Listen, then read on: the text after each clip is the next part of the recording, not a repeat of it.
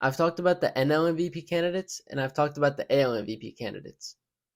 Now it's time to talk about the favorites for the Cy Young Award in each league. There have been many great pitchers this season, so it's hard to judge who should be the winner of each award. So, in order to talk about this, I'm going to take the top three betting favorites of each league and give justification as to why they should win the award. For the NL Cy Young, I'll talk about Blake Snell of the San Diego Padres, Justin Steele of the Chicago Cubs, and Spencer Strider of the Atlanta Braves. Blake Snell has been unworldly for the San Diego Padres this season, finishing with a 14-9 record, 2.25 ERA, which is the best in the MLB, and 234 strikeouts and 180 innings pitched. What's so unique about Blake Snell is his pitch arsenal and how often he uses each pitch. He has four pitches that he'll throw: the four-seam fastball, curveball, changeup, and slider. What makes him different from other pitchers is he mostly relies on his soft stuff to get hitters to ground out rather than going with his fastball to blow by the hitter. He uses his fastball 48.6% of the time and his softer pitches 51.4%. Snell's combination of throwing 96 miles per hour with his fastball and then slowing the hitters down with 81 miles per hour on his curve makes him almost unhittable when he's on. He's hard to time for batters and hard to predict because of how often he goes to his soft stuff. The only knock on Snell this season is his ability to find the zone, walking a total of 99 hitters, the most of any pitcher this season. Outside of that, you can expect Snell to be hoisting the award in November this year. Justin Steele has made tremendous leaps this season, becoming the ace for the Cubs in only his third season in the majors. Steele finished with a 16-5 record, a 3.06 ERA, and 176 strikeouts in 173.1 innings. The great things about Steele this season are his ability to locate the zone and the lack of mistakes he makes on the mound. Steele has a five-pitch arsenal: his four-seam, slider, sinker, changeup, and curveball. Although he does have these five pitches, he uses a four-seam slider combination 97% of the time. With this, you'd think, how are all these hitters getting out if he's only throwing two pitches? It's like he's Bob Ross on the mound the way he paints the zone with these pitches.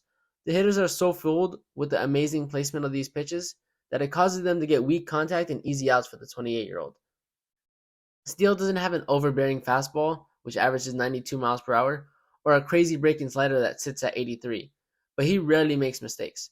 Best believe that hitters don't want to see him on the mound because they know it would be a long day for them.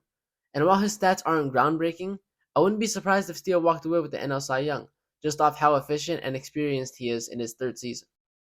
Now, Spencer Strider is a complicated story.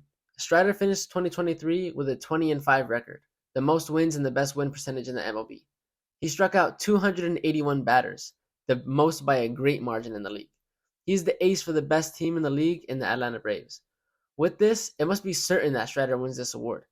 But it's not that simple. Aside of all those great things, Strider also finished with a 3.86 ERA. Not the best for a Cy Young Award winner, but stats definitely don't tell the whole story. Strider has a three-pitch mix: the four-seam, slider, and changeup. Strider's game mostly revolves around his 97 mile per hour fastball and 86 mile per hour slider, using those pitches 93% of the time. What's so great about Strider is his ability to miss bats and strike out batters. The way his slider and fastball spin make it so the pitches look in the zone and end up out, causing confusion for most batters. Strider winning the award may seem like a long shot, but this season is more than great from the 24-year-old. He'll definitely win one in the future, if not this season. Those were the NL candidates for the Cy Young Award. Now let's talk about the AL. The pitchers we'll talk about are Gerrit Cole, Luis Castillo, and Shohei Ohtani. Gerrit Cole has done remarkable things for the New York Yankees this season, leading the American League in games started with 33, ERA with 263, win percentage with a 15-4 record, and innings pitched with 209. He also led the entire MLB in shutouts with 2 and WHIP with a .981. He's been great for the MLB's most marketable team. Cole's deception on the mound comes with his five-pitch mix: a four-seam, slider, curveball, changeup, and cutter. With a fastball that averages 97 miles per hour and can get up to 102, connected with those three off-speed pitches, Cole gets hitters out at a tremendous rate, whether it's a ball in play or strikeout.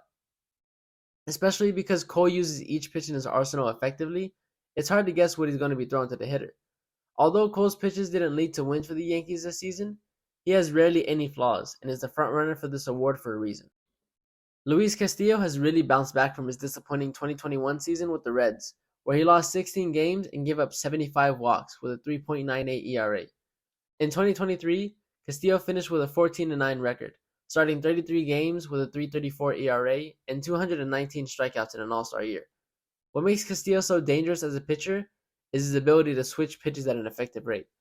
Castillo throws a fastball, slider, changeup, and sinker, all at least 15% of the time. The way his arm angle is, his four seam spins away from righties and towards lefties, but it's at 96 miles per hour, so it's hard to catch up to. Compare this with a slider sitting at 86 and a changeup sitting at 88. It's hard to get a hit with this guy on the mound. The thing that knocks Luis Castillo is that there's nothing extremely special that screams Cy Young. So while his case is there, it's a long shot of Castillo to win the award. Now we all know what Shohei Ohtani has done this season and exactly how great he is at baseball. And if you don't know, go ahead and check out another video I made about it.